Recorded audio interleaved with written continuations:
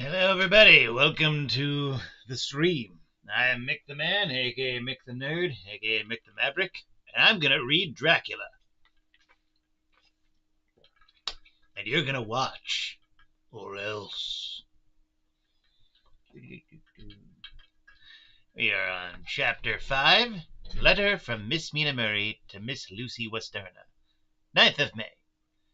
My dearest Lucy, forgive my long delay in writing, but I have been simply overwhelmed with work. The life of an assistant schoolmistress is sometimes trying. I am longing to be with you and by the sea, where we can talk together freely and build our castles in the air. I have been working very hard lately because I want to keep up with Jonathan's studies, and I have been practicing shorthand very assiduously. When we are married, I shall be able to be useful to Jonathan, and if I can stenograph well enough, I can take down what he wants to say in this way and write it out for him on the typewriter, at which also I am practicing very hard. It's the Victorian era. He and I sometimes write letters in shorthand, and he is keeping a stenographic journal of his travels abroad. When I am with you, I shall keep a diary in the same way. I don't mean one of those 2 pages to the week with Sunday squeeze in a corner diaries, but a sort of journal which I can write in whenever I feel inclined. I do not suppose there will be much of interest to other people, but it is not intended for them. I may show it to Jonathan some day, if there is in it anything worth sharing, but it is really an exercise book. I shall try to do what I see lady journalists do, interviewing and writing descriptions and trying to remember conversations. I am told that, with a little practice, one can remember all that goes on or that one hears said during a day. However, we shall see. I will tell you of my little plans when we meet. I have just had a few hurried lines from Jonathan from Transylvania. He is well, and will be returning in about a week. I am longing to hear all his news. It must be so nice to see strange countries. I wonder if Jonathan and I, shall ever see them together. There's the 10 o'clock bell ringing. Goodbye. Your loving, Mina. That was a letter? That was... Dear God. Brom, have you ever... I know I'm talking to a ghost, but have you ever... Did people just write essays to people in correspondence back then? It was a tapestry. Tell me all the news when you write. You have not told me anything for a long time. I hear rumors, and especially of a tall, handsome, curly-haired man. Letter, Lucy Westerna to Mina Murray, 17th Chatham Street, Wednesday. Oh, that was from Mina. That's the P.S. Okay. Tell me all the news when you write. You have not told me anything for a long time. I hear rumors, and especially of a tall, handsome, curly-haired man. Letter, Lucy Westerna to Mina Murray, 17th Chatham Street, Wednesday. My dearest Mina, I must say you tax me very unfairly with being a bad correspondent. That's fuck you in English, I guess. I don't know how I'm going with this voice. I write to you twice since we parted, and your last letter was only your second. Besides, I have nothing to tell you. There is really nothing to interest you. Town is very pleasant just now, and we go a good deal to picture galleries and for walks and rides in the park. As to the tall, curly-haired man, I suppose it was the one who was with me at the last pop. What's a pop? Someone was evidently been telling tales. That was Mr. Homewood. He often comes to see us, and he and Mamma get on very well together. They have so many things to talk about in common. We met some time ago a man that would just do for you, if you were not already engaged to Jonathan. He is an excellent parti, being handsome, well off, and of good birth. He is a doctor and really clever. Just fancy! He is only 29. What does that mean? And he has an immense lunatic asylum all under his own care. Mr. Homewood introduced him to me, and he called here to see us, and often comes now. I think he is one of the most resolute men I ever saw, and yet the most calm. He seems absolutely imperturbable, I can fancy what a wonderful power he must have over his patients. He has a curious habit of looking one straight in the face, as if trying to read one's thoughts. He tries this on very much with me, but I flatter myself he has got a tough nut to crack. I know that from my glass. Do you ever try to read your own face? I do, and I can tell you it is not a bad study, and gives you more trouble than you can well fancy if you have never tried it. He says that I afford him a curious psychological study, and I humbly think I do. I do not, as you know, take sufficient interest in dress to be able to describe the new fashions. Dress is a bore. That is slang again, but never mind. That's slang. Arthur says that every day. There, it is all out. Mina, we have told all our secrets to each other since we were children. We have slept together, and eaten together, and laughed and cried together. And now, though I have spoken, I would like to speak more. Oh, Mina, couldn't you guess? I love him. I am blushing as I write, for although I think he loves me, he was not told me in so words. But oh, Mina, I love him. I love him. I love him. There, that does me good. I wish I were with you, dear, sitting by the fire, undressing as we used to sit.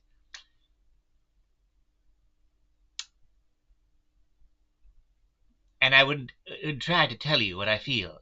I do not know how I am writing this even to you. I am afraid to stop, or I should tear up the letter, and I don't want to stop, for I do so want to tell you all. Let me hear from you at once, and tell me all that you think about it. Mina, I must stop. Good night. Bless me in your prayers, and Mina, pray for my happiness. Lucy. P.S. I need not tell you this is a secret. Good night again. L. Anyone else getting a lot of gay subtext from these letters? It kind of seems like they're more into each other than their proposed guys. Letter. Lucy Westerna to Mina Murray. 24th of May. My dearest Mina, thanks and thanks and thanks again for your sweet letter. Wait, she sent a letter? When did she send a letter? But thanks and thanks and thanks again for your sweet letter. It was so nice to be able to tell you and to have your sympathy. My dear, it never rains but it pours. How true the old proverbs are. Here I am, who shall be 20 in September, and yet I never had a proposal till today. Not a real proposal, and today I have had 3. Just fancy! 3 proposals in one day. Isn't it awful? I feel sorry, really and truly sorry, for 2 of the poor fellows. Oh, Mina, I am so happy that I don't know what to do with myself. And 3 proposals! We get it, you're getting Dick. But for goodness sake, don't tell any of the girls, or they will be getting all sorts of extravagant ideas, and imagining themselves injured and slighted if in their very first day at home they did not get 6 at least. Some girls are so vain. You and I, Mina dear, who are engaged and are going to settle down soon soberly into old merry women, can despise vanity. Well, I must tell you about the 3, but you must keep it a secret, dear, from everyone, except, of course, Jonathan. You will tell him, because I would, if I were in your place, certainly tell Arthur. A woman ought to tell her husband everything. Don't you think so, dear? And I must be fair. Men like women, certainly their wives, to be quite as fair as they are, and women, I am afraid, are not always quite as fair as they should be. Well, my dear, number 1 came just before lunch. I told you of him, Dr. John Seward, the lunatic asylum man, with the strong jaw and the good forehead. He was very cool outwardly, but was nervous all the same. He had evidently been schooling himself as to all sorts of little things, and remembered them, but he almost managed to sit down on his silk hat, which men don't generally do when they are cool. And then, when he wanted to appear at ease, he kept playing with a lancet in a way that made me nearly scream. He spoke to me, Mina, very straightforwardly. He told me how dear I was to him, though he had known me so little, and what his life would be with me to help him cheer him up. Water.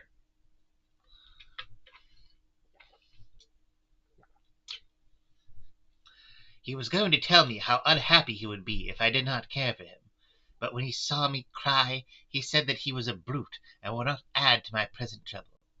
Then he broke off and asked if I could love him in time, and when I shook my head, his hands trembled. And then, with some hesitation, he asked me if I cared already for anyone else. He put it very nicely, saying that he did not want to wring my confidence from me, but only to know, because if a woman's heart was free a man might have hope. And then, Mina, I felt a sort of duty to tell him that there was someone.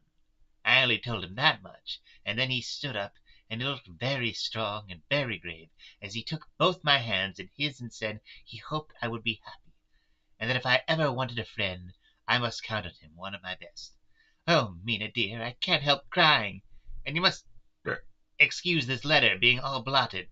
Being proposed to is all very nice and all that sort of thing, but it isn't at all a happy thing when you have to see a poor fellow whom you know loves you honestly going away and looking all broken-hearted, and to know that no matter what he may say at that moment you are passing quite out of his life.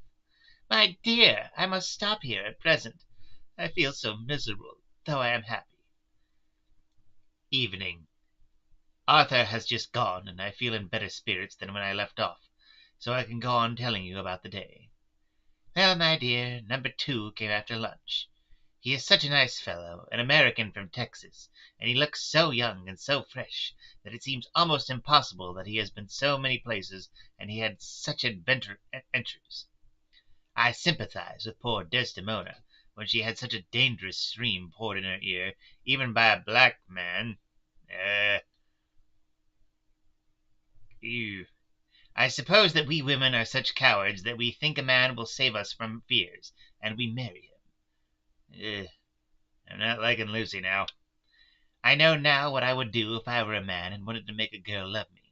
No, I don't, for there was Mr. Morris telling us his stories, and Arthur never told any, and yet, my dear, I am somewhat previous. Somewhat previous? You're somewhat before? Mr. Quincy P. Morris found me alone. It seems that a man always does find a girl alone. No, he doesn't, for Arthur tried twice to make a chance, and I helping him all I could. I am not ashamed to say it now. I must tell you beforehand that Mr. Morris doesn't always speak slang. That is to say, he never does so to strangers or before them, for he is really well educated and has exquisite manners. But he found out that it amused me to hear him talk American slang, and whenever I was present, and there was no one to be shocked, he said such funny things. I'm afraid, my dear, he has to invent it all, for it fits exactly into whatever he has to say. But this is a way slang has. I do not know myself if I shall ever speak slang. I do not know if Arthur likes it, as I have never heard him use any of it as yet. Well, Mr. Morris sat down beside me and looked as happy and jolly as he could, but I could see, all the same, that he was very nervous. He took my hand in his, and said ever so sweetly, "Miss Lucy, I know I ain't good enough to regulate the fixin's of your little shoes, but I guess if you wait till you find a man that is you will go join them 7 young women with the lamps when you quit." What? Let me read that again. But I guess if you wait till you find a man that is you will go join them 7 young women with the lamps when you quit. Won't you just hitch up alongside of me and let us go down the long road together, driving in double harness? Well, he did look so good-humored and so jolly that it didn't seem half so hard to refuse him as it did poor Dr. Seward. So I said, as lightly as I could, that I don't know of anything of hitching, and that I wasn't broken to harness at all yet. Then he said that he had spoken in a light manner, and he hoped that if he had made a mistake in doing so on so grave, so momentous an occasion for him, I would forgive him. He really did look serious when he was saying it, and I couldn't help feeling a bit serious too. I know, Mina, you will think me a horrid flirt, though I couldn't help feeling a sort of exultation that he was number 2 in one day. And then, my dear, before I could say a word, he began pouring out a perfect torrent of love-making, laying his very heart and soul at my feet. I could say he pouring out a perfect torrent of love-making, you. He looked so earnest over it that I shall never again think that a man must be playful always, and never earnest, because he is merry at times. I suppose he saw something in my face which checked him, for he suddenly stopped, and said with a sort of manly fervour that I could have loved him for if I had been free, "Lucy, you are an honest-hearted girl, I know.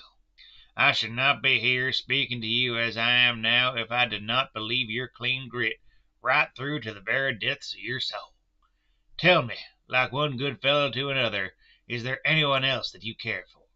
And if there is, I'll never trouble you a hair's breadth again, but will be, if you will let me, a very faithful friend. My dear Mina, why are men so noble when we men are so little worthy of them? Jesus Christ. Here was I almost making fun of this great-hearted true gentleman. I burst into tears, I am afraid. My dear, you will think this is a very sloppy letter in more ways than one, and I really felt very badly. Why can't they let a girl marry 3 men, or as many as want her, and save all this trouble? But this is hearsay, and I must not say it. I'm glad to say that though I was crying, I was able to look into Mr. Morris's brave eyes and told him out straight. Yes, there is someone I love, though he has not told me yet that he even loves me. I was right to speak to him so frankly, for quite a light came into his face, and he put out both his hands and took mine. I think I put them into his, and said in a hearty way, "And who's saying this?" I think it's the guy. That's my brave girl. It's better worth being late for a chance of winning in you than being in time for any other girl in the world. Don't cry, my dear. If it's for me, I'm a hard nut to crack, and I take it standing up. If that other fellow doesn't know his happiness, well, he'd better look for it soon, or he'll have to deal with me. Little girl, your honesty and pluck have made me a friend, and that's rarer than a lover. It's more unselfish, anyhow. My dear, I'm going to have a pretty lonely walk between this and kingdom come. Won't you give me one kiss? It'll be something to keep off the darkness now and then. You can, if you like, for that one other good fellow. He must be a good fellow, my dear, and a fine fellow, or you could not love him. Hasn't spoken yet? That quite won me, Mina, for it was brave and sweet of him, and noble too, to a rival, wasn't it? And he so sad, so I leant over. Wait, damn it, you can't. Uh, uh,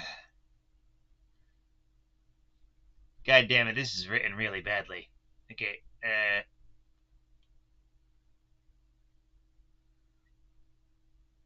there should have been a break here. That quite won me, Mina, for it was brave and sweet of him, and noble too, a rival, wasn't it? And he so sad, so I leant over and kissed him. He stood up with my 2 hands in his, and as he looked down into my face, "I'm afraid I was blushing very much," he said. Little girl, I hold your hand, and you've kissed me, and if these things don't make us friends, nothing ever will. Thank you for your sweet honesty to me, and goodbye. He wrung my hand, and taking up his hat, went straight out of the room without looking back, without a tear or a quiver or a pause. And I am crying like a baby. Oh, why must a man like that be made unhappy when there are lots of girls around who would worship the very ground he trod on? I know I would if I were free, only I don't want to be free. My dear, this quite upsets me, and I feel I cannot write of happiness just at once, after telling you of it, and I don't wish to tell the number 3 until it can be all happy. Ever your loving, Lucy. P.S. Oh, about number 3, I needn't tell you of number 3, need I? Besides, it was all so confused. It seemed only a moment from his coming into the room till both his arms were around me and he was kissing me. I am very, very happy, and I don't know what I have done to deserve it. I must only try in the future to show that I am not ungrateful to God for all his goodness to me in sending to me such a lover, such a husband, and such a friend. Goodbye. Okay, Lucy's a bit of a freak. Good for her. I found that line about the black man weird, but Dr. Seward's diary, kept in phonograph. 25th of May. Ebb tide and appetite today. Cannot eat, cannot rest, so diary instead. Since my rebuff of yesterday, I have a sort of empty feeling. Nothing in the world seems of sufficient importance to be worth the doing. As I knew that the only cure for this sort of thing was work, I went down amongst the patients. I picked out one who has afforded me a study of much interest. He is so quaint that I am determined to understand him as well as I can. Today I seemed to get nearer than ever before the heart of his mystery. I questioned him more fully than I had ever done, with a view to making myself master of the facts of his hallucination. In my manner of doing it there was, I now see, something of cruelty. I seemed to wish to keep him to the point of his madness, a thing which I avoid with the patience as I would the mouth of hell. Men, under what circumstances would I not avoid the pit of hell? Omnia Rome venalia sunt. Hell has its price. Verb. sap. If there be anything behind this instinct, it will be valuable to trace it afterwards accurately, so I had better commence to do so, therefore. R. M. Renfield, aircraft, Etat 59. Sanguine temperament, great physical strength, morbidly excitable, periods of gloom, ending in some fixed idea which I cannot make out. I presume that the sanguine temperament itself and the disturbing influence and in a mentally accomplished finish, a possibly dangerous man, probably dangerous if unselfish. In selfish men, caution is as secure an armor for their foes as for themselves. What I think of on this point is, when self is the fixed point, the centripetal force is balanced with the centrifugal. When duty, a cause, etc., is the fixed point, the latter force is paramount, and only accident or a series of accidents can balance it. Jesus goddamn Christ. I feel like I'm going in circles here. We just went from like a lady talking to her friend ad nauseum about all the guys who want to bang her, and now we're into the science man.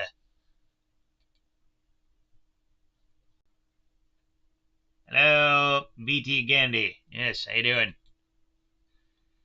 Letter, Quincy P. Morris to Honorary Arthur Homewood. My dear Art, we've told yarns by the campfire on the prairies and dressed one another's wounds after trying a landing at the Marquesas, and drunk healths on the shore of Titicaca. There are more yarns to be told, and other wounds to be healed, and another health to be drunk. Won't you let this be at my campfire tomorrow night?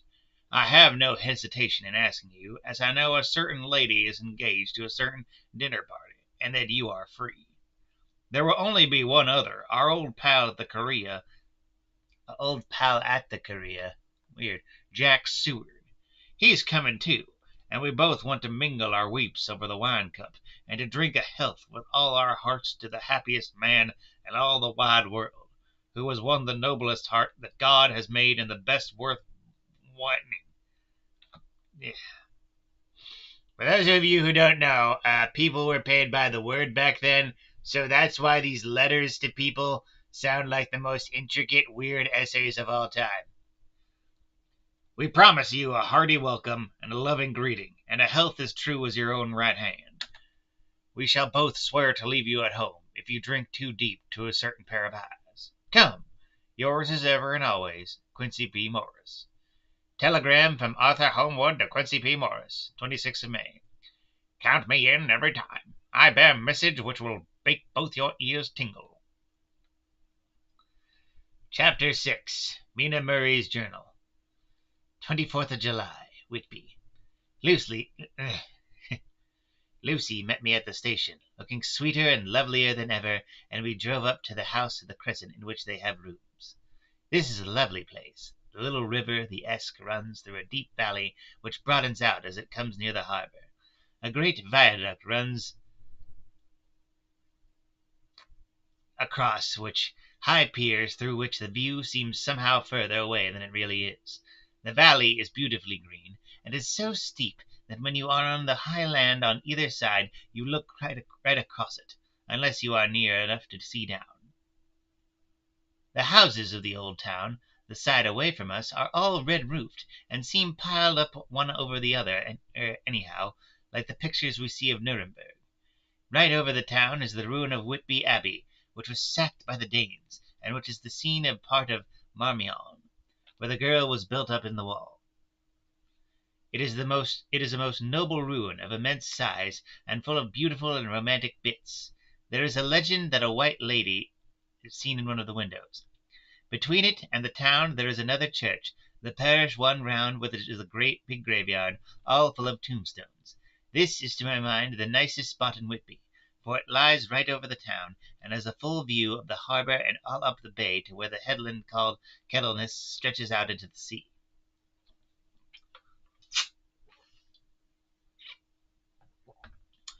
It descends so steeply over the harbour that part of the bank has fallen away, and some of the graves have been destroyed.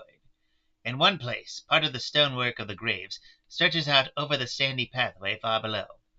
There are walks with seats beside them, through the churchyard, and people go and sit there all day, looking at the beautiful view and enjoying the breeze. This is a really detailed journal entry about a vacation. I shall come and sit here very often myself and work. Indeed, I am writing now with my book on my knee and listening to the talk of 3 old men who are sitting beside me. They seem to do nothing all day but sit up here and talk. The harbour lies below me, with on the far side one long granite wall stretching out into the sea, with a curve outwards at the end of it, in the middle of which is a lighthouse. A heavy sea wall runs along outside of it.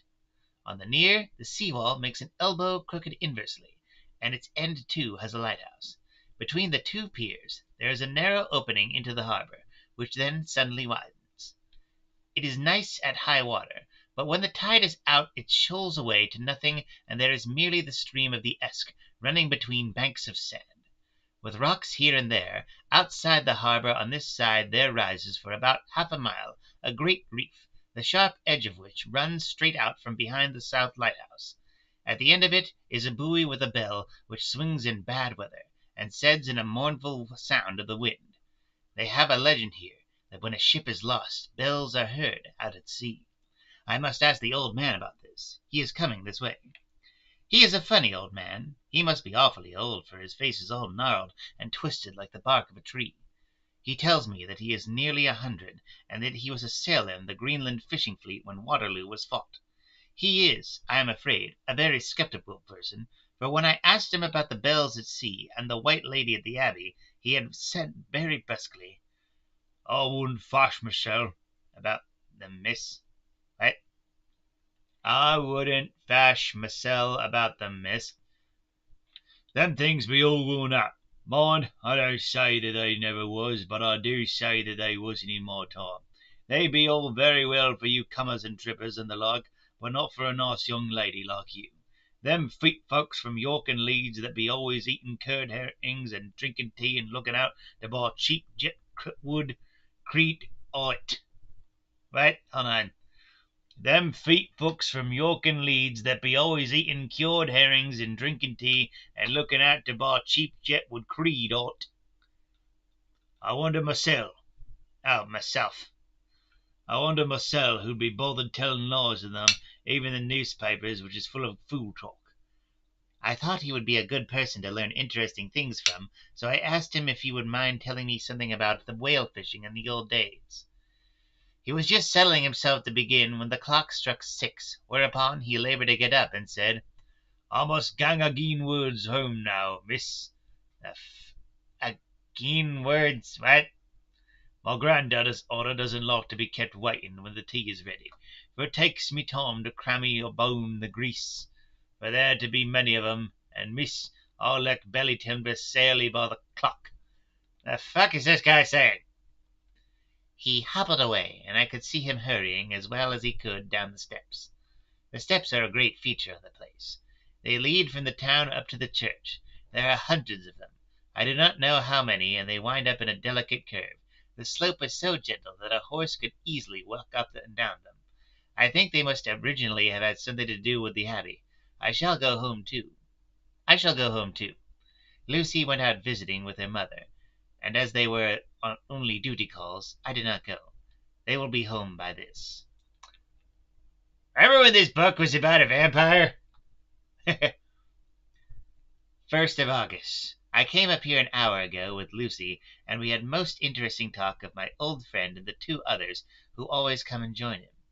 He is evidently the Sir Oracle of them, and I should think must have been in his time a most dictatorial person.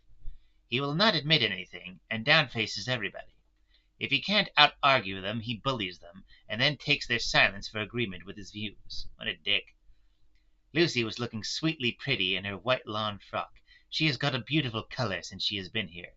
I'm telling you, Lucy and Mina. I noticed that the old men did not lose any time in coming up and sitting near her when we sat down. She is so sweet with old people. I think they all fell in love with her on the spot. Even my old man succumbed and did not contradict her, but gave me double share instead. I got him on the subject of the legends, and he went off at once into a sort of sermon. I must try to remember it and put it down. I think this is the old man again. Water.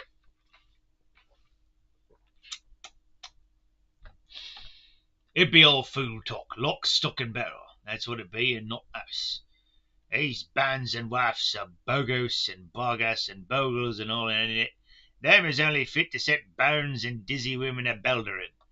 They be naught but air blebs. Air blebs. What's an air bleb? They and all grims and songs and warnings be all invented by persons and ilsome buke bodies and railway touters to skeer and scunner halflins and to get folks to do something that they don't other inclined to. It makes me fretful to think of them. Why, it's them that, not content with printing lies on paper and preaching them out on pulpits, does want to be cutting them on the tombstones. Look here all around you, and whate'er ye will, all them stains holding up their heads as well as they can out of the pride is a cant, simply tumbling down with the weight of the laws wrote on them.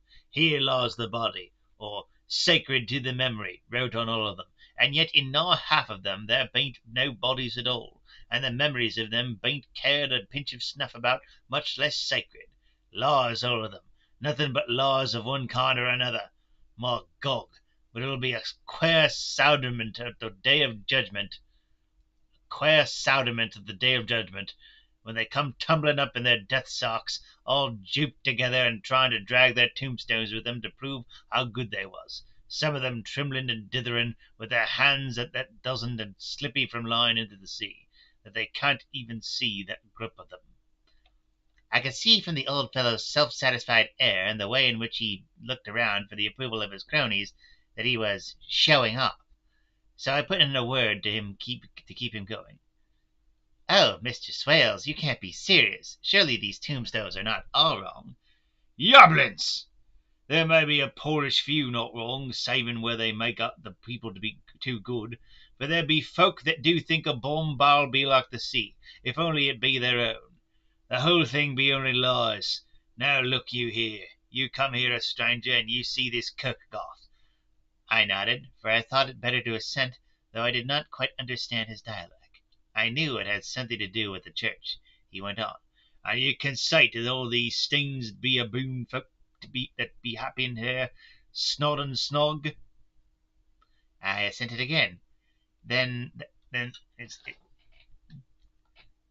that be just where the laws come in. Why, there be scores of these lay-beds that be tomb as old Dunn's buck-a-box on Friday night. He nudged one of his companions, and they all laughed. I guess that was a joke. And my Gog, how could they be otherwise? Look at that one, the aftest abaft the beer bank. Read it.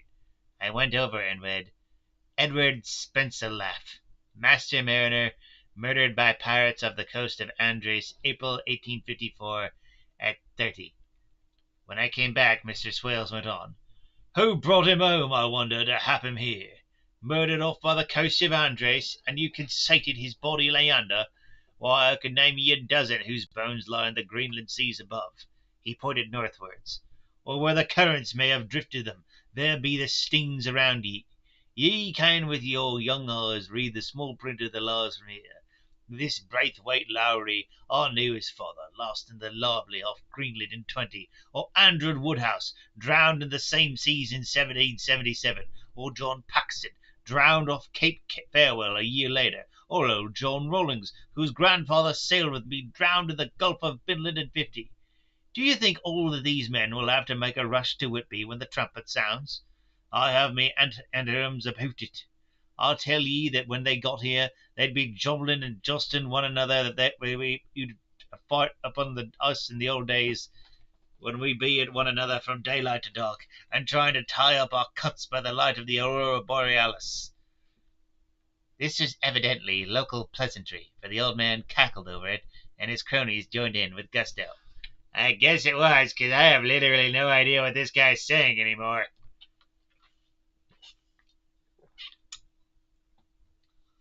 But, I said, surely you are not quite correct, for you start on the assumption that all the poor people or their spirits will have to take their tombstones with them on the Day of Judgment. Do you think that will be really necessary? Well, what else be they tombstones for? Answer me that, miss. To please their relatives, I suppose. To please their relatives, you suppose? This he said with intense scorn. How will it pleasure their relatives to know that laws is wrote over them, and that everybody in the place knows that they be laws? He pointed to a stone at our feet, which had been laid down at a slab, on which the seat was rested, close to the edge of the cliff. Read the laws on that thrush steen, he said. The letters were upside down to me from where I sat, but Lucy was more obstinate, so she leant over and read, "Sacred to the memory of George Cannon, who died in the hope of glorious resurrection on did I mispronounce July as Julie? On July 29th, 1873, falling from the rocks at Kettleness. This tomb was erected by his sorrowing mother to her dearly beloved son. He was the only son of his mother, and she was a widow. Really, Mr. Swales, I don't see anything very funny in that." She spoke her comment very gravely and somewhat severely. "You don't see aught funny. Ha ha! That's because you don't gom the sorrowing mother was a hellcat that hated him because he was a crooked. A regular lamiter he was, and he hated her so that he committed suicide in order that she mightn't get an assurance he put on his life. And he hated her so that he committed suicide and she mightn't get an insurance. He blew nigh the top of his head off with the old musket that they had been scaring the crows with. 'Tweren't for crows then, for it put the clegs and the dops to him. That's the way he fell off the rocks. And as to hopes of a glorious resurrection, I've often heard him say myself that he hoped he'd go to hell, for his mother was so pious that she'd be sure to go to heaven, and he didn't want to addle where she was. Now isn't that steen at any rate," he hammered it with his stick as he spoke, "a pack of lies? And will it make Gabriel cackle when Geordie comes patting up the grease with the tombstone?" Steen means stone. Tombstone balanced on his hump and asked it to be took as evidence. Yeah, this is kind of a commentary on writing in general. Please stop writing accents as if we understand what they're saying. I've seen other writers do this, and it's like, who the hell says tombstone as tombstone? Weird. I did not know what to say, but Lucy turned the conversation as she said, rising up, "Oh, why did you tell us of this? It is my favourite seat, and I cannot leave it, and now I find I must go on sitting over the grave of a suicide." "That don't harm you, that won't harm ye, me pretty, and it may make poor Geordie gladsome to have so trim a lass sitting on his lap. That won't hurt ye. Why, I've sat here off and on for nigh 20 years past, and it hasn't done me no harm. Don't be fash about them as lies under ye, or that doesn't lie there either. It'll be time for ye to be getting scout when ye see the tombstones all run away with, and the place as bare as a stubble field. There's the clock, and I must gang. My service to ye, ladies," and off he hobbled. Lucy and I sat a while, and it was all so beautiful before us that we took hands as we sat, and she told me all over again about Arthur and their coming marriage. Holding hands, I see. Yep. It's like, come on. No one's going to read your diary. Just say you love Lucy, Mina. Come on. That made me just a little heartsick, for I haven't heard from Jonathan for a whole month. The same day I came up here alone, for I am very sad. There was no letter for me. I hope that there cannot be anything the matter with Jonathan. The clock has just struck 9. I see the lights scattered all over the town, sometimes in rows where the streets are, and sometimes singly. They run right up to the Esk and die away in the curve of the valley. To my left the view is cut off by a black line of roof of the old house next to the abbey. The sheep and lambs are bleating in the fields away behind me, and there is a clatter of a donkey's hoofs up the paved road below. The band of the pier is playing a harsh waltz in good time, and further along the quay there is a Salvation Army meeting in a back street. Neither of the bands hears the other, but up here I hear and see them both. I wonder where Jonathan is, and if he is thinking of me. I wish he were here. I wish he was here too. Ugh.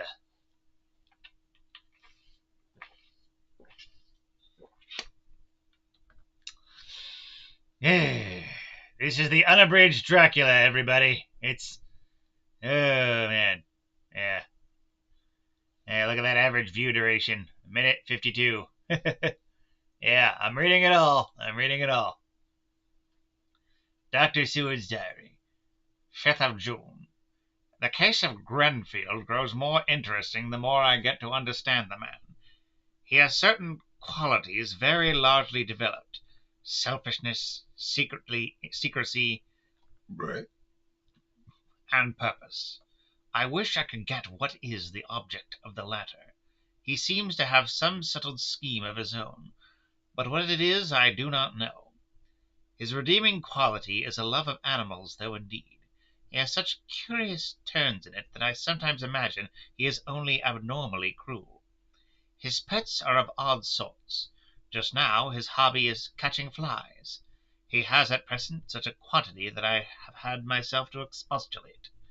To my astonishment, he did not break out into a fury, as I expected, but to take the matter in simple seriousness. He thought for a moment, and then said, "May I have 3 days? I shall clear them away." Of course I said that would do. I must watch him. 18th of June. He has turned his mind now to spiders, and has got several very big fellows in a box. He keeps feeding them with his flies, and the number of the latter is becoming sensibly diminished, although he has used half his food in attracting more flies from outside to his room. July 1st. His spiders are now becoming as great a nuisance as his flies, and today I told him that he must get rid of them. He looked very sad at this, so I said that he must clear out some of them at all events. He cheerfully acquiesced in this, and I gave him the same time as before for reduction. He disgusted me much while with him, for when a horrid blowfly, bloated with some carrion food, buzzed into the room, he caught it, held it exultantly for a few moments before his finger and thumb, and before I knew what he was going to do, put it in his mouth and ate it. I scolded him for it, but he argued quietly that it was very good and very wholesome. That is what strong life, and gave life. That it was life, strong life, and gave life to him. This gave me an idea of the rudiment of one. I must watch how he gets rid of his spiders. He has evidently some deep problem in his mind, for he keeps a little notebook in which he is always jotting down something. Whole pages of it are filled with masses of figures, generally single numbers added up in batches, and then the totals added in batches again, as though he were focusing some account, as the auditors put it. Okay, now we're back to snuff. We're getting back to Renfield, he's making an army of spiders, yeah. 8th of July. There is a method in his madness, and the rudimentary idea in my mind is growing. It will be a whole idea soon, and then, oh, unconscious cerebration, you will have to give the wall to your conscious brother. I kept away from my friend for a few days so that I might notice if there were any change. Things remain as they were, except that he has parted with some of his pets and got a new one. He has managed to get a sparrow, and has already partially tamed it. His means of taming is simple, for already the spiders have diminished. Those that do remain, however, are well fed, for he still brings in the flies by tempting them with his food. 19th of July. We are progressing. My friend has now a whole colony of sparrows, and his flies and spiders are almost obliterated. Oh boy, I'm getting some Alfred Hitchcock vibes. When I came in, he ran to me and said he wanted to ask me a great favor, a very, very great favor, and as he spoke he fawned on me like a dog. I asked him what it was, and he said, with a sort of rapture in his voice and bearing, A kitten. Nice little sleek, playful kitten that I could play with and teach and feed and feed and feed. I was not unprepared for this request, for I had noticed how his pets went on increasing in size and vivacity, but I did not care that his pretty family of tame sparrows should be wiped out in the same manner as the flies and the spiders. So I said I would see about it, and asked him if he would not rather have a cat than a kitten. His eagerness betrayed him as he answers, "Oh, yes, I would like a cat. I only asked for a kitten lest you should refuse me a cat. No one would refuse me a kitten, would they?" I shook my head, and said that at present I feared it would not be possible, but that I would see about it. His face fell, and I could see a warning of danger in it, for there was a sudden fierce, sidelong look which meant killing. The man is an undeveloped homicidal maniac. I shall test him with his present craving, and see how it will work out. Then I shall know more. Dr. Seward's going to die. 10 p.m. I have visited him again, and found him sitting in a corner brooding. When I came in, he threw himself on his knees before me and implored me to let him have a cat. Then his salvation depended on it. I was firm, however, and told him that he could not have it, whereupon he went without a word, and sat down gnawing his fingers in the corner where I had found him. I shall see him in the morning early. 20th of July. Visited Renfield very early, before the attendant went his rounds. Found it up and humming a tune. He was spreading out his sugar which he had saved in the window, and was manifestly beginning his fly-catching again, and beginning it cheerfully and with good grace. I looked around for his birds, and not seeing them, asked where they were. He replied, without turning around, that they had all flown away. Water.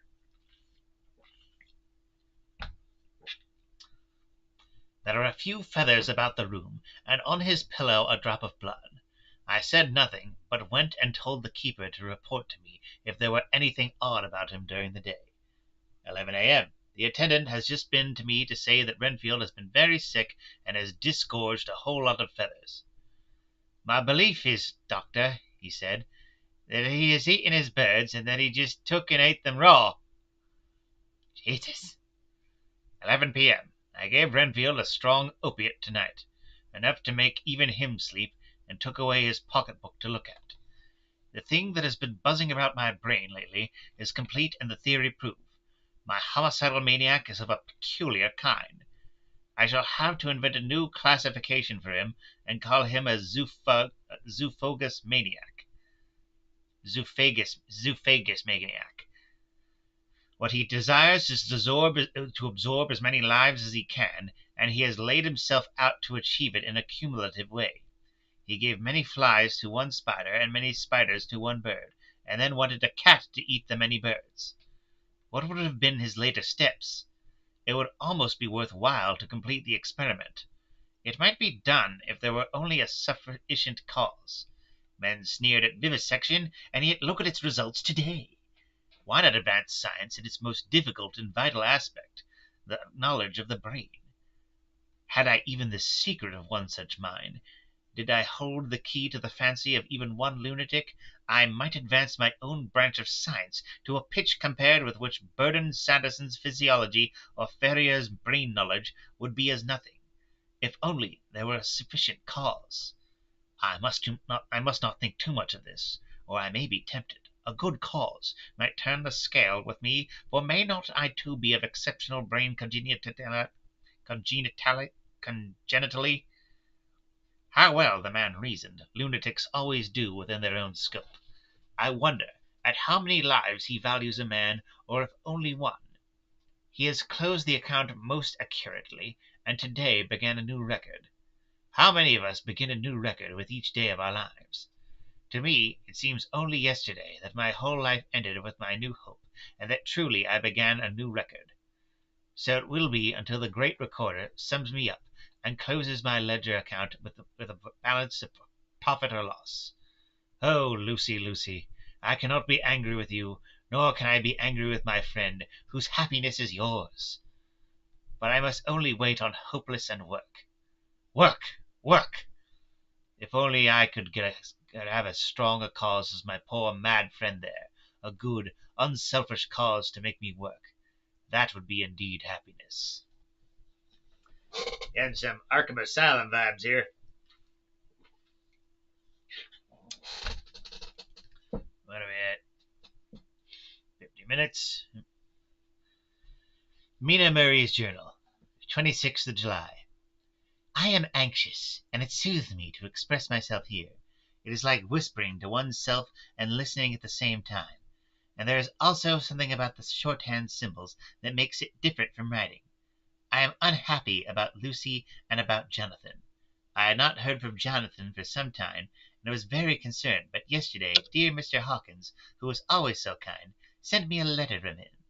I had written asking him if he had heard, and he said the enclosed had just been received. It is only a line dated from Castle Dracula, and says that he is just starting for home. That is not like Jonathan. I do not understand it, and it makes me uneasy. Then, too, Lucy, although she is so well, has lately taken to her old habit of walking in her sleep. Her mother has spoken to me about it, and we have decided that I am to lock the door of our room every night. Mrs. Westerna has got an idea that sleepwalkers always go out on roofs of houses and along the edges of cliffs, and then get suddenly awakened and fall over with a despairing cry that echoes all over the place. Poor dear! She is naturally anxious about Lucy, and she tells me that her husband, Lucy's father, had the same habit, that he would get up in the night and dress himself and go out, if he were not stopped. Lucy is to be married in the autumn, and she is already planning out her dresses and how her house is to be arranged. I sympathize with her, for I do the same, only Jonathan and I will start in life in a very simple way, and shall have to try to make both ends meet. Mr. Holmwood, he is the Hon. What's a Hon? Arthur Holmwood. Oh, Honourable Arthur Holmwood, only son of Lord Godalming, is coming up here very shortly, as soon as he can leave town, for his father is not very well, and I think dear Lucy is counting the moments till he comes. She wants to take him up to the seat on the churchyard cliff, and show him the beauty of Whitby. I dare say it is the waiting which disturbs her. She will be all right when he arrives. 27th of July. No news from Jonathan. I am getting quite uneasy about him, though why I should do not know. Let me read that again.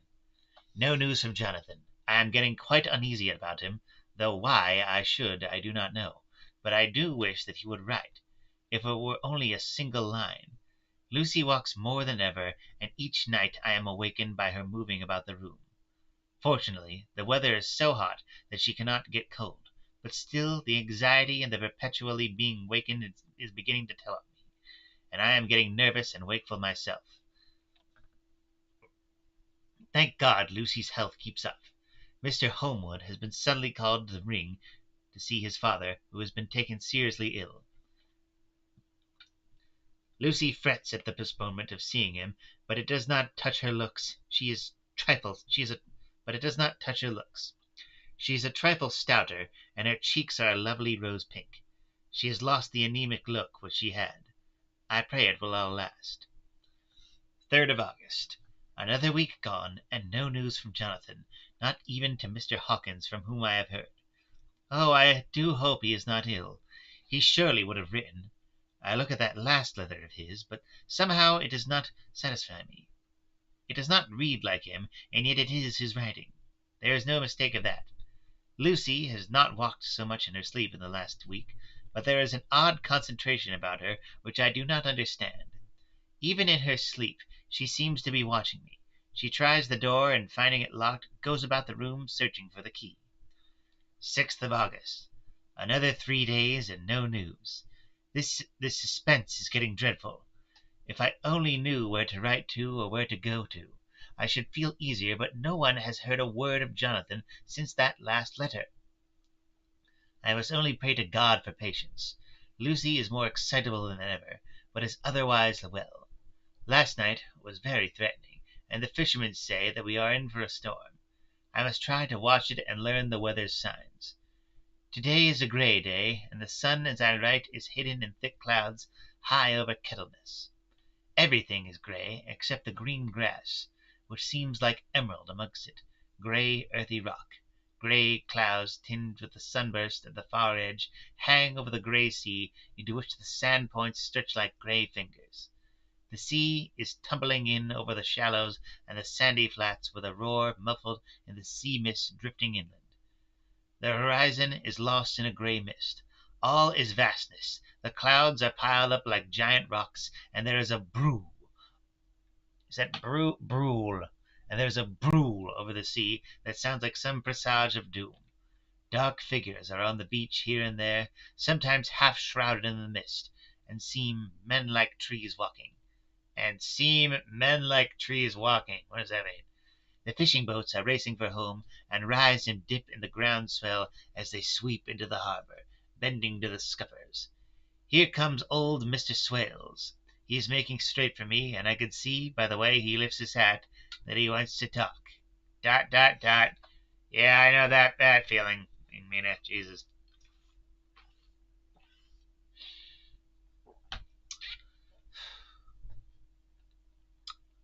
I had been quite touched by the change in the poor old man.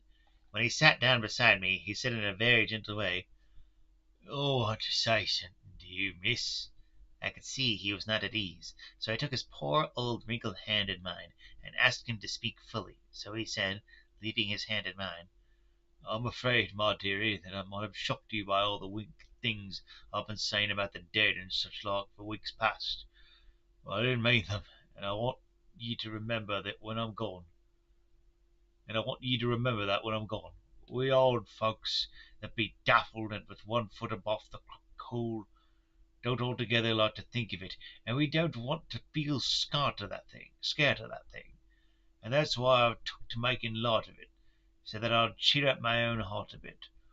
But Lord love ye, miss, I ain't afraid of dying, not a bit. Only I don't want to die if I can help it. My time must be nigh at hand now, for I be old, and 100 years is too much for any man to expect, and I'm so nigh it that the old man is already whetting his scythe. You see, I can't get out of the habit of coughing about it all at once.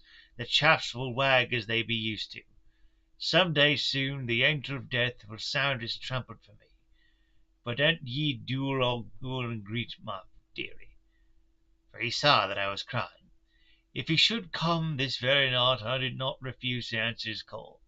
For life be, after all, only a waiting for something else than what we're doing, and death be all that we can rightly depend on. But I'm content, for it's coming to me, my dearie, and coming quick. It may be coming while we be looking and wondering.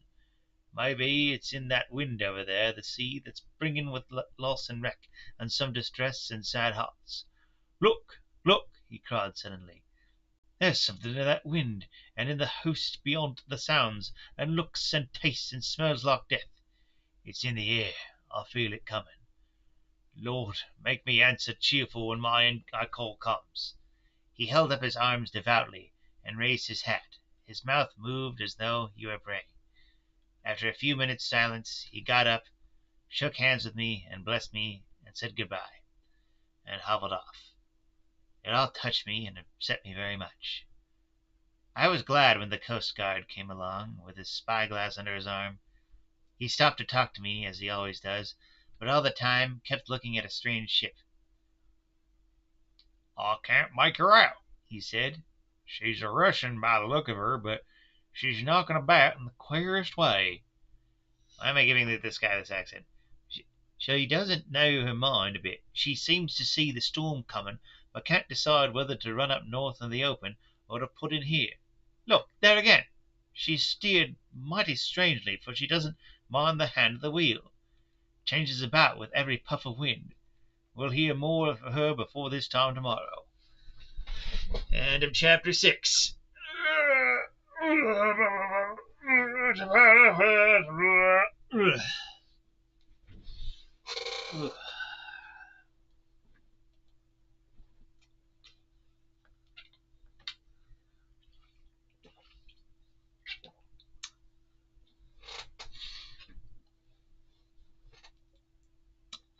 Chapter 7.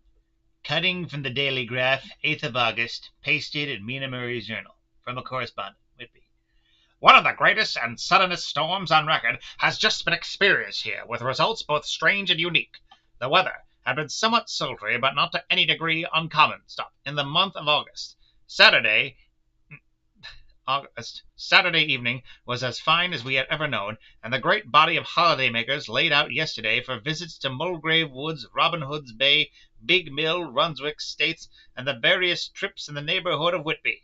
The steamers Emmer and Scarborough made trips up and down the coast, and there was an unusual amount of tripping both to and from Whitby. The day was unusually fine till the afternoon, when some of the gossips who frequent the East Cliff churchyard, and from that commanding eminence watch the wide sweep of sea visible to the north and east, called attention to a sudden show of mare tails high in the sky to the northwest. I'm going blind. I don't even understand half those words. It was a basic crazy night. The wind was then blowing from the southwest in the mild degree, which is a barometrical language is ranked number 2, light breeze. The coast guard on duty at once made report, and one old fisherman, who for more than half a century has kept watch on weather signs from the East Cliff, foretold in an emphatic manner the coming of a sudden storm. The approach of sunset was so very beautiful, so grand in its masses of splendidly coloured clouds, that there was quite an assemblage on the walks along the cliff in the old churchyard to enjoy the beauty. Before the sun dipped below the black mass of Kettleness, standing boldly athwart the western sky, its downward way was marked by myriad clouds of every sunset colour, flame, purple, pink, green, violet, and all the tints of gold, with here and there masses not large, but of seemingly absolute blackness, in all sorts of shapes as well outlined as colossal silhouettes. This is probably like the most artfully written weather report of all time. Bram Stoker was extra. The experience was not lost on the painters, and doubtless some of the sketches of the prelude to the storm, which will grace the R.A. and R.I. walls in May next. More than one captain made up his mind then and there that the cobble or his mull, as they termed the different classes of boats, would remain in the harbour till the storm had passed. The wind fell away entirely during the evening, and at midnight there was a dead calm, a sultry heat, and that prevailing intensity which on the approach of thunder affects persons of a sensitive nature. There were but few lights in sight at the sea, for even the coasting steamers, which usually hug the shore so closely, kept well to seaward, and but few fishing boats were in sight. The only sail noticeable was a foreign schooner, with all sails set, which was seemingly going westwards. The foolhardiness or ignorance of her officers, and the prolific theme for comment, whilst she remained in sight, and efforts were made to signal her to reduce sail in face of her danger. Before the night shut down, she was seen with sails idly flapping as she gently rolled on the undulating swell of the sea, as idle as a painted ship upon a painted ocean. Shortly before 10 o'clock, this is insane. Shortly before 10 o'clock, the stillness of the air grew quite oppressive, and the silence was so marked that the bleating of a sheep inland or the barking of a dog in the town was distinctly heard, and the band of the pier, with its lively French air, was like a discord in the great harmony of nature's silence. A little after midnight came a strange sound from over the sea, and high overhead the air began to carry a strange, faint, hollow booming. Then, without warning, the tempest broke, with a rapidity which at the time seemed incredible, and even afterwards is impossible to realize. The whole aspect of nature at once became convulsed. The waves rose in growing fury, each overtopping its fellow, till in a very few minutes the lately glassy sea was like a roaring and devouring monster. White-crested waves beat madly on the level sands and rushed up the shelving cliffs. Others broke over the piers, and with their spume swept the lanthorns of the lighthouses which rise from the end of either pier of Whitby Harbour.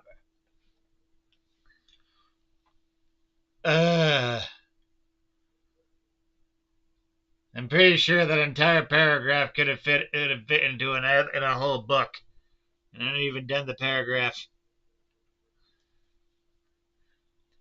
The wind roared like thunder. and blew with such force that it was with difficulty that even strong men kept their feet or clung with grim clasp to the iron stanchions. It was found necessary to clear the entire pier from the mass of onlookers, or else the fatalities of the night would have been increased manifold. To add to the difficulties and dangers of the time, masses of sea fog came drifting inland, white, wet clouds, which swept by in ghostly fashion, so dank and damp and cold that it needed but little effort of imagination to think that the spirits of those lost at sea were touching their living brethren, which the clammy hands of death, and many a one shuddered as the wreaths of sea mist swept by. At times the mist cleared, and the sea for some distance could be seen in the glare of the lightning, which now came thick and fast, followed by such sudden peals of thunder that the whole sky overhead seemed trembling under the shock of the footsteps of the storm.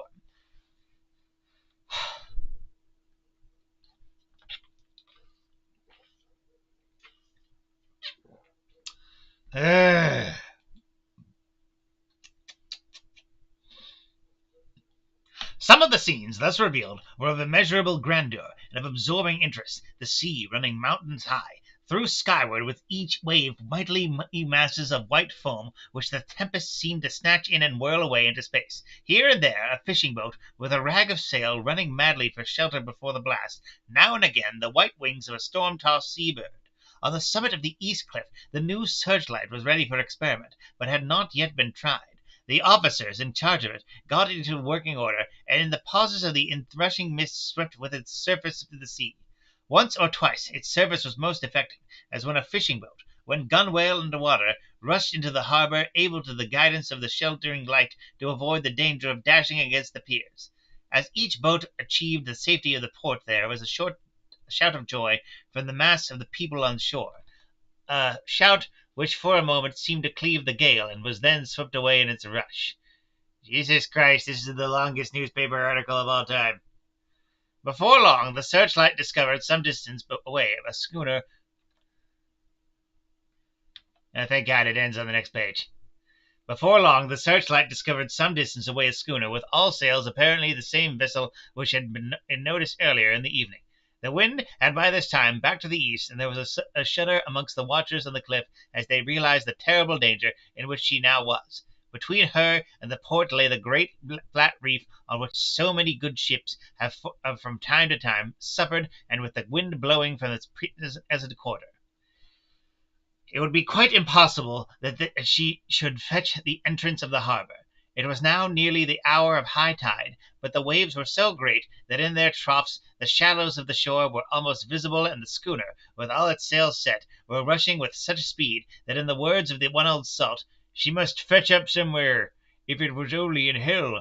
Then came another rush of sea fog, greater than any hitherto, a mass of dank mist, which seemed to close on all things like a grey pall, and left available to men only the organ of hearing, for the roar of the tempest, and the crash of the thunder, and the booming of the mighty billows came through the damp oblivion even louder than before.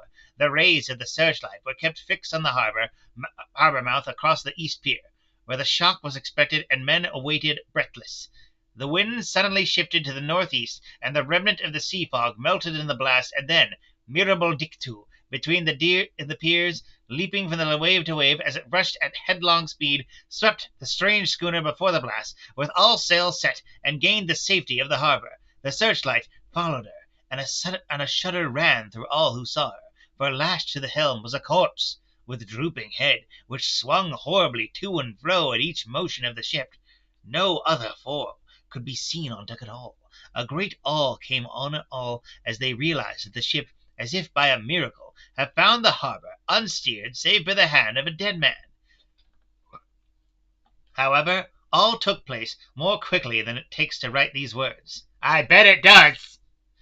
The schooner paused not, but rushed across the harbour, pitched herself on that accumulation of sand and gravel, washed by many tides and many storms, into the south-east corner of the pier jutting under the east cliff, known locally as Tate Hill Pier. There was, of course, a considerable confusion as the vessel drove up on the sand heap.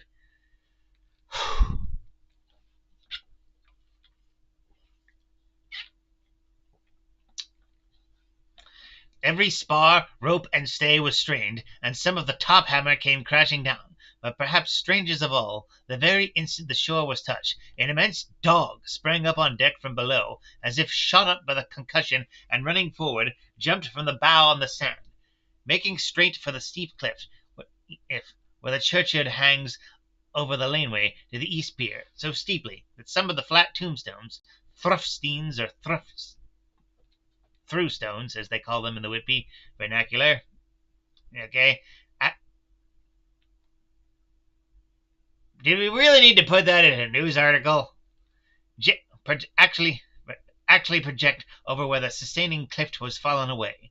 It disappeared in the darkness, which seemed intensified just beyond the focus of the searchlight. It so happened that there was no one at the moment on Tate Hill Pier, as all those whose houses are in close proximity were either in bed or were on the heights above. Thus, the coast guard on duty on the eastern side of the harbour, who at once ran down to the little pier, was the first to climb on board. The men working the searchlight, after scouring the entrance of the harbour without seeing anything, then turned the light on the derelict and kept it there. The coast guard ran aft, and when he came beside the wheel, bent over to examine it, and recoiled at once, as though under some sudden emotion. This seemed to pique general curiosity, and quite a number of people began to run. It is a good way round from the west cliff by the drawbridge to Tate Hill Pier, but your correspondent is a fairly good runner, and came well ahead of the crowd. When I arrived, however, I found already assembled on the pier a crowd whom the coast guard and police refused to allow to come on board. By the courtesy of the chief boatman, I was, as your correspondent, permitted to climb on deck, and was one of the small group who saw the dead seaman whilst actually lashed to the wheel. It was no wonder that the coast guard was surprised, or even awed, for not often can such a sight have been seen. The man was simply fastened by his hands, tied one over the other, to a spoke of the wheel. Between the inner hand and the wood was a crucifix, the set of beads on which it was fastened being crucifix around both wrists and wheel, and all kept fast by the binding cords. The poor fellow may have been seated at one time, but the flapping and buffeting of the sails had worked through the rudder of the wheel and dragged him to and fro, so that the cords with which he was tied had cut the flesh to the bone. Accurate note was made of the state of things, and a doctor, Surgeon J. M. Caffin, of 33 East Elliot Place, who came immediately after me, declared, after making examination, that the man must have been dead for quite 2 days. In his pocket was a bottle, carefully corked, empty save for a little roll of paper, which proved to be the addendum to the log. The coast guard said the man must have tied up his own hands, fastening the knots with his teeth.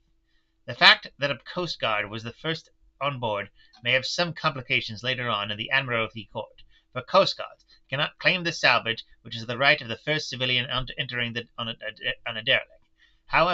Already, however, the legal tongues are wagging, and one young law student is loudly asserting that the rights of the owner are already completely sacrificed, his property being held in contravention of the statutes of mortmain,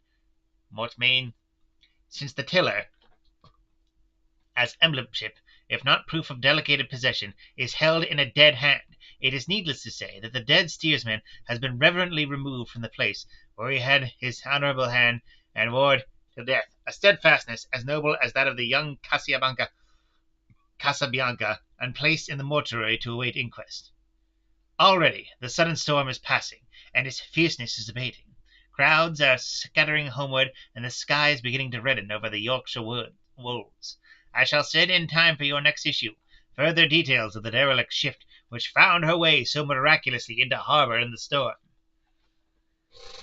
Oh my God!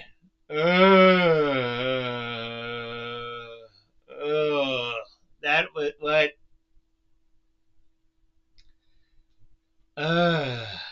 Could that have been more detailed? Okay, so short version: a boat crashed into the harbor, and a dead guy was piloting it, and a wolf came out of it.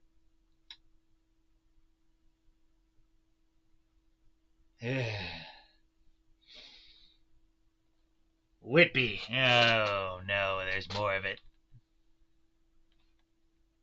Whitby, 9th of August. The sequel to the strange arrival of the derelict in the storm last night is almost more startling than the thing itself.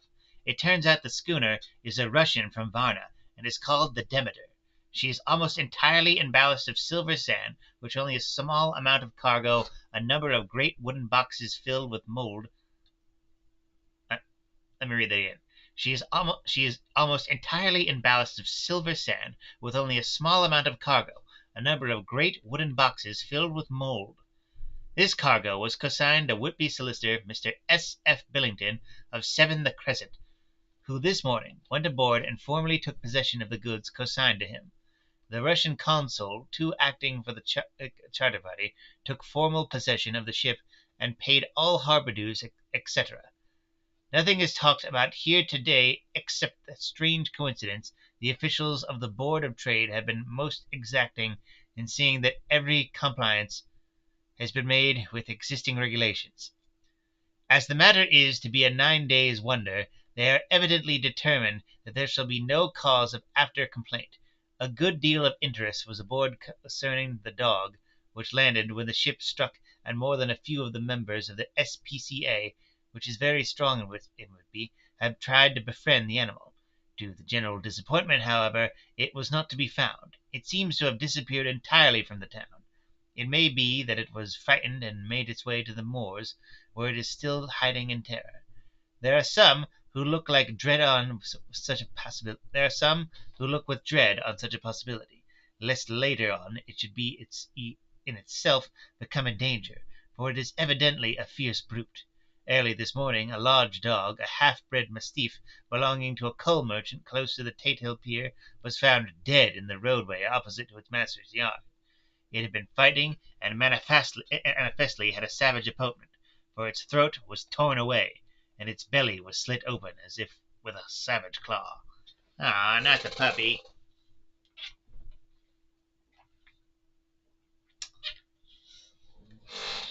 Later, by the kindness of the Board of Trade Inspector, I have been Later, by the kindness of the Board of Trade Inspector, I have been permitted to look over the logbook of the Demeter, which was in order up to within 3 days, but contained nothing of special interest except as to facts of missing men. The greatest interest, however, is with regard to the paper found in the bottle, which was to-day produced at the inquest, and a more strange narrative than the two between them unfolded it has not been in my lot to come across, as there is no matter for concealment. I am permitted to use them, and accordingly send you a rescript, simply omitting technical details of seamanship and ship and supercargo. Supercargo! It almost seems as though the captain had been seized with some kind of mania before he got well into blue water, and that this had developed persistently throughout the voyage. Of course, my statement must be taken cum grano, since I am writing from the dictation of a clerk of the Russian consul, who kindly translated for me, the time being short. Log of the Demeter, Varna to Whitby, written 18th July. Things so strange happening that I shall keep accurate note henceforth till we land. On 6th July, we finished taking in cargo, silver sand, and boxes of earth. At noon, set sail. East wind, fresh. Crew, 5 hands, 2 mates, cook and myself, captain. On 11th of July at dawn, entered Bosphorus.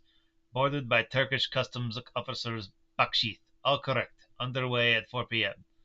On 12th July, through Dardanelles, more customs officers and flag boat of guarding squadron. Black sheesh again. More club officers, thorough but quick. Want us off soon. At dark, passed into archipelago. On 13th July, passed Cape Matapan. Crew dissatisfied about something. Seemed scared, but did not speak out. On 14th July, was somewhat anxious about the crew. Men all steady fellows who sailed with me before. Mate could not make out what was wrong. They only told him there was something, and crossed themselves. Mate lost temper with one of them that day and struck him. Expected fierce quarrel, but all was quiet. On 16th July, Mate reported in the morning that one of crew, Petrovsky, was missing. Could not account for it. Took larboard, watch 8 bells last night. Was relieved by Amramov, but did not go to bunk. Men more downcast than ever. All said they expected something of the kind, but would not say more than there was something aboard. Mate, getting very impatient with them, feared some trouble ahead. On 17th July, yesterday, one of the men, Olgorin, came to my cabin, and in an awestruck way confided in me that he thought there was a strange man aboard the ship. Yep. He said that in his watch he had been sheltering behind the deck house as there was a rainstorm, when he saw a tall, thin man, who was not like any of the crew, come up the companionway and go along the deck forward and disappear. He followed cautiously, but when he got to the bows found no one, and the hatchways were all closed.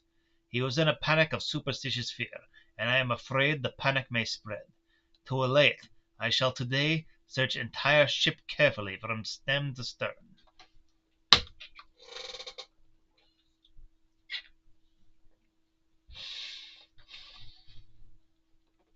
Later in the day I got together the whole crew, and told them, as they evidently thought there was someone in the ship, we would search from stem to stern. First mate, angry, said it was folly, and to yield to such foolish ideas would demoralize the men. Said he would engage to keep them out of trouble with a handspike. I let him take the helm, while the rest began thorough search, all keeping abreast with lanterns. We left no corner unsearched. As there were only the big wooden boxes, there were no odd corners where a man could hide. Men, much relieved when search was over, and went back to work cheerfully. First mate scowled, but nothing more. 22nd July. Rough weather last 3 days, and all hands busy with sails. No time to be frightened. Men seem to have forgotten their dread.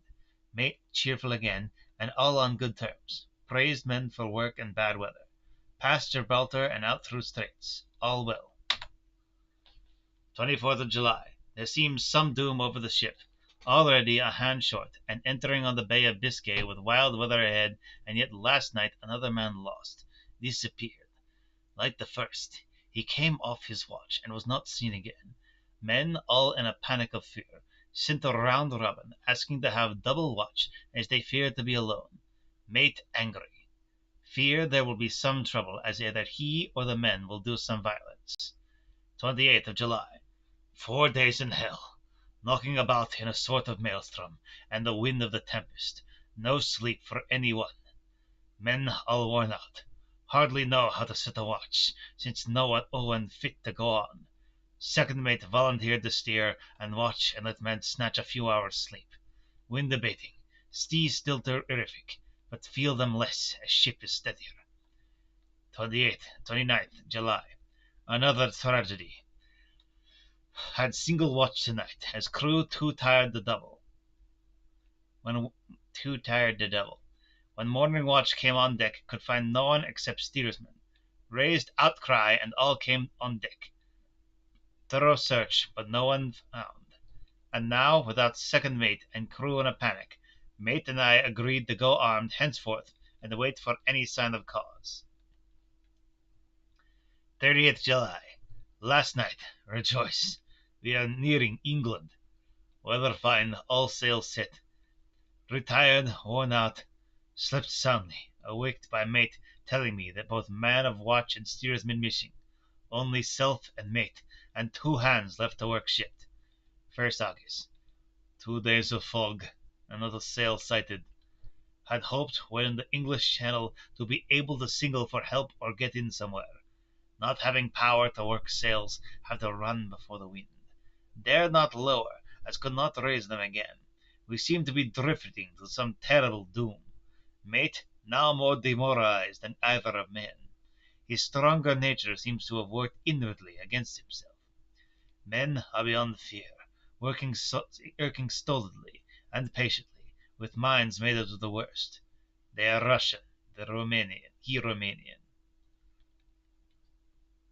August 2nd, midnight. Woke up from a few minutes' sleep by hearing a cry seemingly outside my port. Could see nothing in fog. Rushed on deck, and ran against mate. Tells me heard cry and ran, but no sign of man on watch. One more gone. Lord help us! Mate says we must be past Straits of Dover, as in the moment of fog lifting he saw North Foreland, just as he heard the man cry out, if so, we are now off in the North Sea, and only God can guide us in the fog, which seems to move with us, and God seems to have deserted us.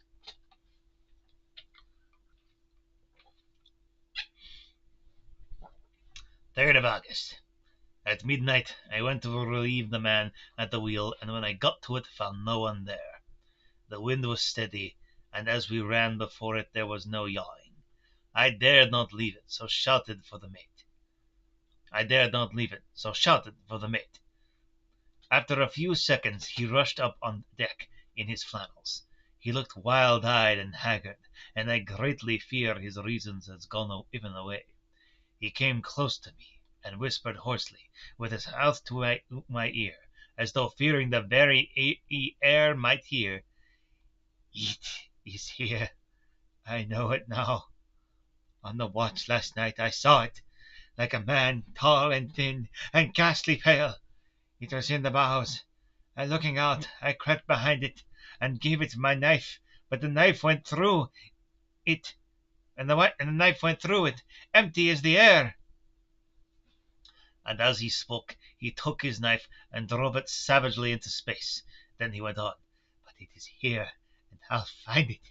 It is in the hold, perhaps in one of those boxes. I'll unscrew them one by one, and see. You work the helm." And with a warning look and his finger on his lip, he went below. There was springing of a choppy wind, and I could not leave the helm. I saw him come out on deck again with a tool chest and a lantern, and go down the forward hatchway. He is mad, stark raving mad, and it's no use my trying to stop him. He can't hurt those boxes. They are invoiced as clay, and to pull them out is as harmless a thing as he can do. So here I stay, and mind the helm, and write these notes. I can only trust in God and wait till the fog clears. Then, if I can't steer to any harbour with the wind that is, I shall cut down sails and lie by and signal for help. It is nearly all over now, just as I was beginning to hope that the mate would come out calmer, for I heard him knocking away at something in the hold, and work is good for him. There came up the hatchway a sudden, startled scream, which made my blood run cold, and up on the deck he came as if shot from a gun, a raging madman, with his eyes rolling and his face convulsed with fear. "Save me! Save me!" he cried, and then looked around on the blanket of fog. His horror turned to despair, and in a steady voice he said, "You had better come to, Captain, before it is too late. He is here. I know the secret now. The sea will save me from him, and it is all that is left." Before I could say a word or move forward to seize him, he sprang on the bulwark and deliberately threw himself into the sea. I suppose I know the secret too now. It was this madman who had got rid of the men one by one, and now he has followed them himself. God help me! How am I to account for all these horrors when I get to port? When I get to port! Will that ever be? 4th of August. Still fog, which the sunrise cannot pierce. I know there is sunrise because I am a sailor. Why else I know not. I dared not go below. I dared not leave the helm. So here at night I stayed, and in the dimness of the night I saw it. Him! God forgive me, but the mate was right to jump overboard. It was better to die like a man, to die like a sailor in blue water no man can object. But I am captain, and I must not leave my ship. But I shall baffle this fiend or monster, for I shall tie my hands to the wheel when my strength begins to fail, and along with them I shall tie that which it dare not touch, and then, come good wind or foul, I shall save my soul and my honour as a captain. I am growing weaker, and the night is coming on. If he can look me in the face again, I may not have time to act. If we are wrecked, mayhap this bottle may be found, and those who find it may understand. If not, well then, all men shall know that I have been true to my trust. God and the Blessed Virgin and the saints help a poor, ignorant soul trying to do his duty. Okay, and that's the last article. Of course, the verdict was an open one. There is no evidence to adduce, and whether or not the man himself committed the murders, there is none to say. The folk here hold almost universally that the captain is simply a hero, and he is to be given a public funeral. Already it is arranged that his body is to be taken with a train of boats up the Esk for a peace, and then brought back to Tate Hill Pier and up the Abbey steps, where he is to be buried in the churchyard of the cliff. The owners of more than 100 boats have already given in their names as wishing to follow him to the grave. No trace has ever been found of the great dog, at which there is much mourning, for with public opinion in its own present state he would, I believe, be adopted by the town. Tomorrow we will see the funeral, and so will end this one more mystery of the sea. Okay, a lot of build up to a pretty cool ocean murder story. A lot of build up. So much freaking build up. Let's finish this chapter and be done with it.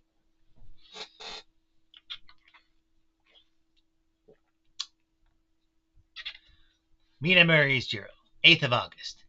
Lucy was very restless all night, and I too could not sleep. The storm was fearful, and as it boomed loudly among the chimney pots, it made me shudder. When a sharp puff came, it seemed to be like a distant gun. Strangely enough, Lucy did not wake, but she got up twice and dressed herself. Fortunately, each time I awoke in time and managed to undress her without waking her, and got her back to bed. It is a very strange thing, this sleepwalking, for as soon as her will is thwarted in any physical way, her intention, if there be any, disappears, and she yields herself almost exactly to the routine of her life. Early in the morning, we both got up and went down to the harbor to see if anything had happened in the night.